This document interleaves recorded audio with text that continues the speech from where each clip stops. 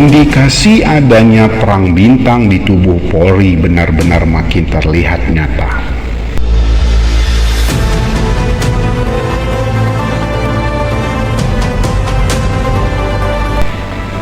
Setelah sebelumnya Ferdy Sambo CS menyerang Kabareskrim Komjen Agus Adrianto terkait suap tambang ilegal,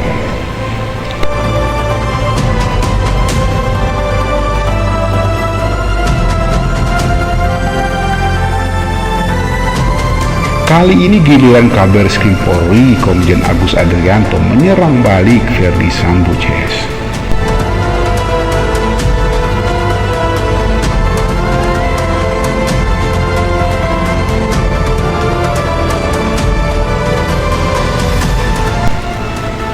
Kabareskrim malah menuding kalau isu dirinya terlibat dalam suap tambang merupakan bagian dari pengalihan isu yang dilakukan Ferdy Sambo CS.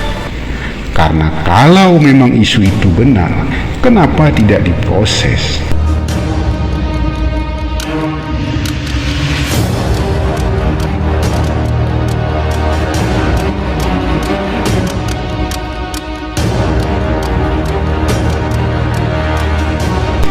Bahkan, Kabareskrim secara tegas menyatakan kalau integritas Ferdy Sambo CS sudah banyak yang tahu di kalangan anggota Polri sendiri.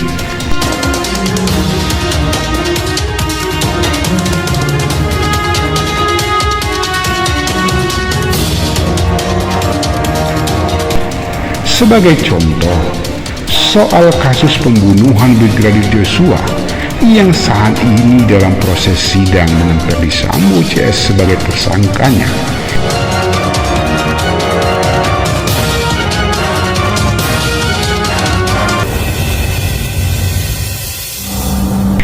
Itu pun oleh Ferdy Sambo CS dari awal ditutup-tutupi, dan dengan mencoba merekayasa berita acara pemeriksaan pembunuhan Brigadir Joshua.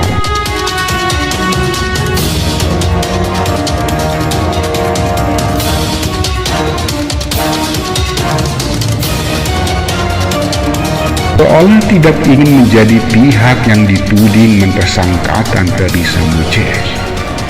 Kabareskrim menegaskan kalau pihaknya memutuskan Ferdy Sambo CS sebagai tersangka karena dari hasil pemeriksaan dan bukti ditemukan fakta memang yang mengharuskan pihaknya menjerat Ferdy Sambo CS.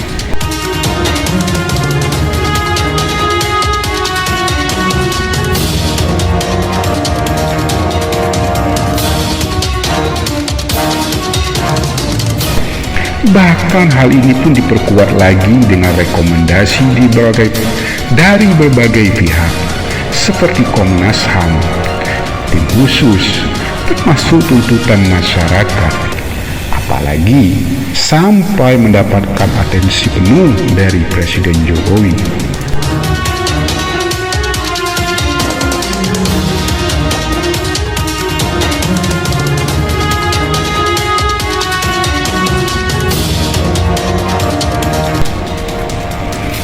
Serangan Ferdy Sambo CS ke Bareskrim ini bisa saja menimbulkan dugaan ada rasa kemarahan atau persaingan di internal Polri, baik rebutan pengaruh, posisi, atau terkait lahan bisnis, seperti yang heboh beberapa waktu yang lalu.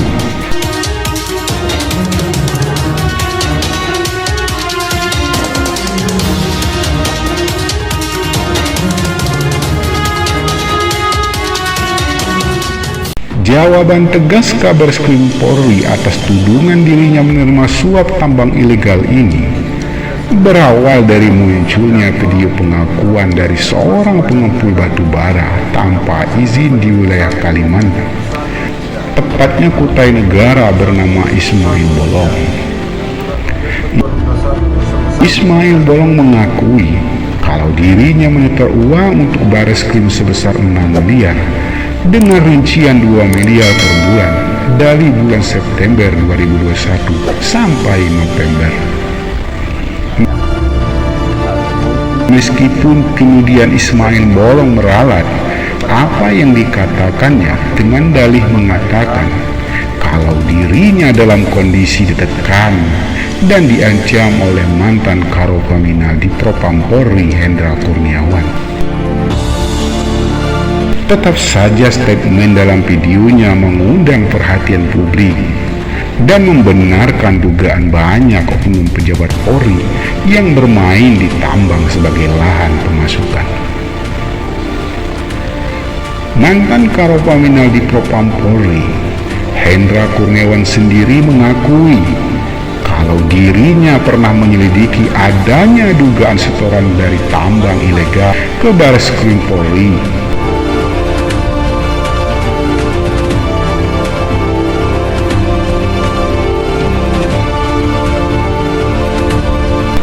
Tidak hanya Hendra, mantan Kadif Propam Polri Ferdi Sambo pun seolah ikut membenarkan apa yang dikatakan Hendra.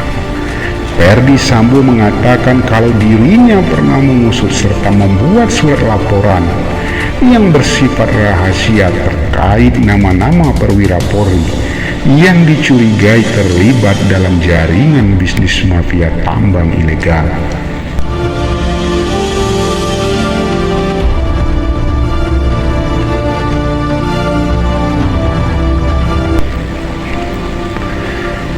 Saling berbalas serangan antara perwira polisi akhir-akhir ini menunjukkan dugaan adanya perang bintang di tubuh Polri setidaknya memang ada, terutama pasca kasus pembunuhan Brigadir Joshua yang membuat Ferdi Sambo dan beberapa perwira lainnya menjadi tersangka.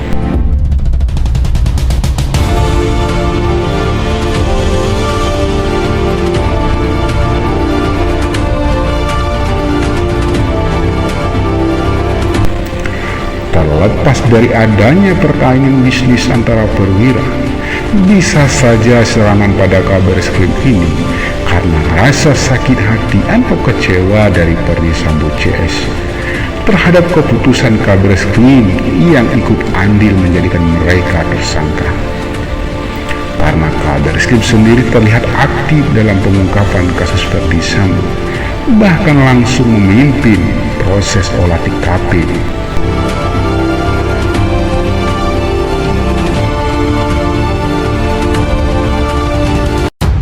Atau bisa juga dengan saling membuka aib antara perwira Polri ini, ada unsur saling jegal dalam suksesi Kapolri yang akan datang. Karena kalau melihat tradisi di tubuh Polri, sosok yang menjadi Kapolri biasanya dari Kabareskrim.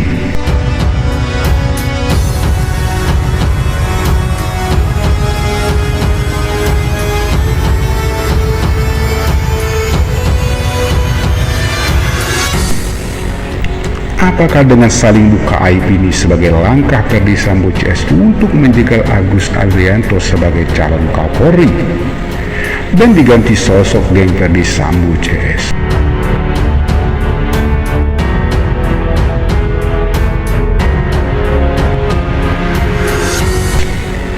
Atau bisa jadi bila benar surat rahasia dari Ferdi Sambo terkait nama-nama perwira Polri yang menerima suap tambang ilegal ada sebelum kasus pembunuhan Brigadir Joshua, dimaksudkan untuk menggeser posisi Agus Andrianto dari jabatan Kabareskrim, yang kemudian Ferdi Sambo mengambil alih jabatan tersebut sebagai jalan mulus Ferdi Sambo untuk menjadi Kapolri.